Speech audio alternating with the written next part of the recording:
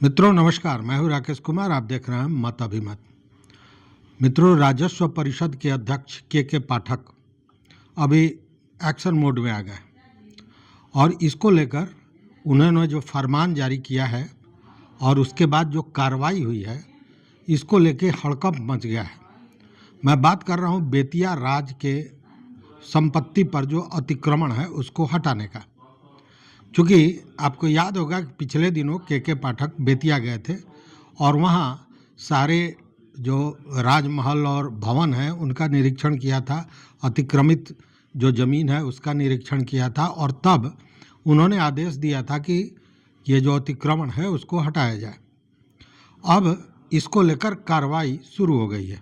चूँकि बेतिया के मनुआ पुल थाना क्षेत्र के गुरवलिया में बेतिया राज के मैनेजर अमीन आदिल पहुंचे थे और वहां ज़मीन का मापी शुरू हो गया था।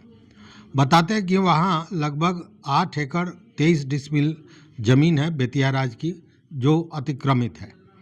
अब उस ज़मीन की मापी हो रही है और जब मापी पूरी हो जाएगी उसके बाद जो भी अतिक्रमणकारी हैं जिन्होंने उस ज़मीन पर कब्जा कर रखा है उनको विभाग द्वारा या यूँ कहे सरकार द्वारा, प्रशासन द्वारा नोटिस जारी किया जाएगा।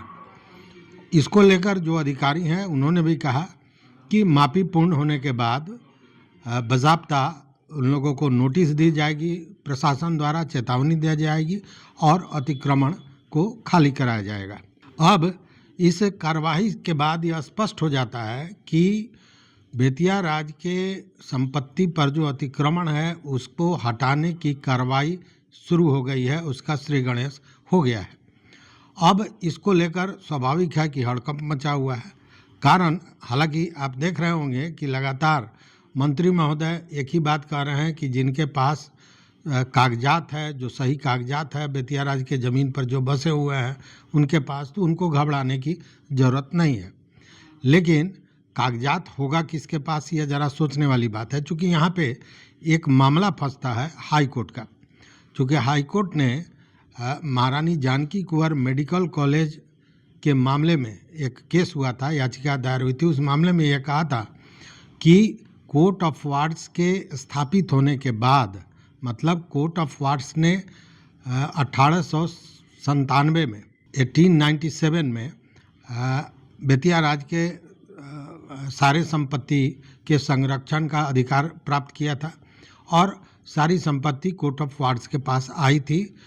तो हाई कोर्ट ने इस मामले में कहा था कि कोर्ट ऑफ वार्ड्स बनने के बाद किसी भी तरह का हस्तांतरण अगर बेतिया राज के मैनेजर ने भी किया है तो वह भी वैध नहीं माना जाएगा। इस तरह का एक निर्णय था। तो उस निर्णय के आधार पर जिन लोगों के पास, जो लोग उस पर काबिज हैं और उनको किसी भी तरह का दस्तावेज है तो वो दस्तावेज मान्य नहीं होगा, जैसा हाईकोर्ट का एक केस को अगर मानते हैं तो। हालांकि इसको लेकर तरह तरह की बातें हो रही हैं, लेकिन इतना तो स्पष्ट है कि बिहार सरकार ने अतिक्रमण को मुक्त करने का जो मुहिम है उसको शुरू कर दिया है और बेतिया से इसकी शुरुआत हुई है। देखिए, बेतिया मतलब पश्चिमी चंपारण में बेतिया राज की जो ज़मीन है, लगभग 80% ज़मीन पर दूसरे लोग काबिज हैं, मतलब 80% ज़मीन अतिक्रमित है। तो शुरुआत वहीं से की गई है और उसके बाद फिर ये चारों तरफ जाएगा। हालांकि दूसरे तरफ देखें तो जिस अधिनियम के तहत बिहार सरकार ने बेतिया राज के सारी परिसंपत्तियों को अपने अधीन किया है, उसका अधिग्रहण किया है, उस अधिनियम पर ही प्रश्न उठ गए हैं और एक याचिका दायर हुई है पटना हाई कोर्ट में। याचिका दायर करने वाले जो हैं वो उत्तराधिकारी, जो वैध उत्तराधिकारी करार दिया गया था इलाहाबाद सिविल कोर्ट द्वारा, उन्हीं के वंशज हैं, उन्हीं के उत्तराधिकारी हैं और उन्होंने इस पर आपत्ति जताई है और कहा है कि यह गैरकानूनी है और सुप्रीम कोर्ट का जो फैसला है उसकी अवमानना है इसमें। तो एक तरफ इस पूरे अधिनियम जिसके तहत ये बिहार सरकार के अधीन आ गया था बेतिया राज का ज़मीन, उस पर चैलेंज किया गया है और दूसरी ओर जो बिहार सरकार है या राजस्व विभाग है वह बेतिया राज के ज़मीन को किस तरह अपने पास लिया जाए, अतिक्रमण से मुक्त कराया जाए, इसमें लगी हुई है। तो दोनों एक दूसरे का द्वंद्व है। हालांकि इसको लेकर जो याचिकाकर्ता हैं कुंवर उदय सिंह उर्फ Uday Singh versus state of Bihar, जो ये मामला है, इसमें हाई कोर्ट ने बजाब्ते इसके ये जो बेतिया राज के अधीन जो ज़मीन लिया गया है, संपत्तियां ली गई हैं और उन्होंने आपत्ति जताई है, तो इसको एक सेंसिटिव मामला माना है और प्राथमिकता के अनुसार इस पर इसका डेट भी दिया गया है। मतलब कि अब इसकी सुनवाई होने जा रही है और सुनवाई के बाद यह मामला कोर्ट में ही फाइनल हो सकेगा कि बिहार सरकार ने जो अधिनियम बनाई है, जैसा याचिकाकर्ता का कहना है कि यह गैरकानूनी है और सुप्रीम कोर्ट के आदेश की अवमानना है। तो अब यह देखने वाली बात है कि कोर्ट इस पर क्या फैसला करता है। लेकिन यह भी बात सही है कि उधर कोर्ट में इस पर चैलेंज किया जा रहा है और दूसरी ओर सरकार बड़ी तेज़ी से चाहती है कि इन चीज़ों को अपने पास ले लिया जाए। चूँकि वो जो याचिका दायर की गई है उसमें यह भी कहा गया है कि यह बेतिया राज के संपत्ति को हड़पने जैसा मामला है।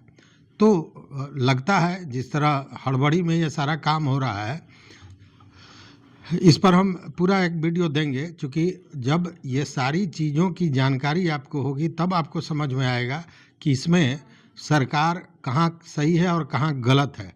क्योंकि सरकार अगर याचिकाकर्ता ने कोई बात कही है और पूरे साक्ष्य के साथ बात कही है तो बात में तो दम है। तो उसके बाद बिहार सरकार जो तेज़ी दिखा रही है या राजस्व विभाग जो तेज़ी दिखा रहा है, तो वो चाहता है कि उसके पहले ही कुछ इस तरह की व्यवस्था की जाए कि वो सारी संपत्ति बिहार सरकार के पास आ जाए। खैर, ये तो कोर्ट का डिसीजन होगा, वो देखेंगे। लेकिन हम आपको साक्ष्य के साथ उस पूरे मामले की जानकारी देंगे कि याचिका में क्या कहा गया है और किस तरह यह दावा किया जा रहा है कि वो वैध उत्तराधिकारी हैं, जो न्यायालय ने भी माना था, इलाहाबाद सिविल कोर्ट ने इस चीज़ को माना था। तो इन सारे चीज़ों की चर्चा करेंगे। लेकिन अभी इतना तो समझ लीजिए कि जो भी अतिक्रमणकारी हैं उनमें हड़कंप मच गया है। ये जो कार्रवाई हो रही है उसके बाद, चूँकि जब एक जगह से शुरू हुआ है तो मामला चारों तरफ बढ़ेगा जाएगा। आप जानते हैं कि दिसंबर 2024 में एक अधिनियम बनाकर बिहार सरकार ने बेतिया राज के सारे संपत्ति को अपने अधीन कर लिया था और सर्वे भी हुआ था। सर्वे मतलब खंगाला गया था कि बेतिया राज की कितनी परिसंपत्तियां हैं, उसमें ज़मीन कितना है। तो पहले तो 15,500 एकड़ के लगभग आया था, लेकिन अभी 24,477.23 डिसमिल ज़मीन बेतिया राज का निकला है और उसमें भारी मात्रा में जो ज़मीन है उस पर अतिक्रमण है और इसको लेकर तमाम तरह की बातें हो रही हैं। लेकिन सबसे बड़ी बात है कि अतिक्रमण मुक्त करने की कार्रवाई शुरू हो गई है। देखना है कि आगे क्या होता है। लेकिन लोगों में इसको लेकर भारी आक्रोश है और ये आक्रोश कब फूट पड़ेगा यह देखने वाली बात होगी। तो इस वीडियो में बस इतना ही। देखते रहिए मत अभिमत। मित्रों, चैनल पर नए हो सब्सक्राइब कीजिए, लाइक कीजिए, दोस्तों के साथ शेयर कीजिए और अपना विचार जरूर दीजिए।